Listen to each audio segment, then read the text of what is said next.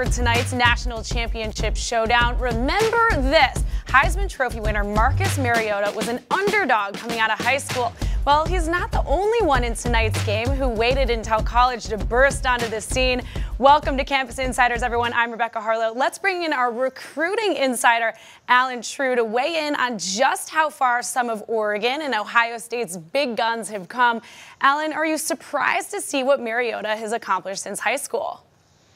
Absolutely. I think a lot of people would, because he didn't even start at quarterback for his own high school until his senior season. He was a running back before then. And he came in as a guy, because of his running ability, where he could fit Oregon's system. But to project him as a Heisman Trophy winner and a possible #1 overall pick at quarterback coming out of high school, I don't think a lot of people saw that coming. He only had 3 offers: Memphis, Washington, and Oregon. So not a lot of people saw this coming from Marcus, but he's obviously done a great job of developing into a fine player. And for the other QB in tonight's game, Cardale Jones was a kid you watched play regularly in high school. What do you make of this great Cinderella story that we've got unfolding? Well, when we saw him in high school at Glenville, it was always obvious that he had the size and the arm strength and a little bit something special when it came to the end of games. I had seen him convert a long 4th down when they played Warren Central in Indianapolis to help them win the game, a very tight contested game. So he's always been cool under pressure. He wasn't 250 back then, he was 215, so it's been good to see him add all that size and still keep some of the athleticism. We've seen him running around against Alabama. The question was always, how would he develop as far as reading defenses, and he's done a great job of that, and they've done a great job of coaching him up.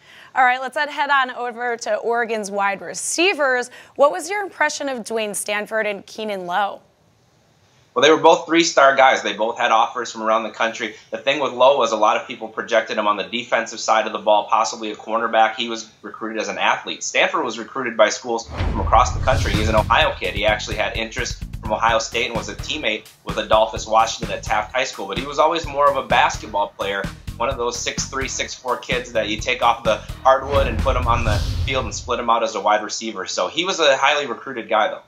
And to a couple of the big uglies, Ohio State's Joey Bosa and Oregon's Arik Armstead have been outstanding. That much more anticipated, though, Allen.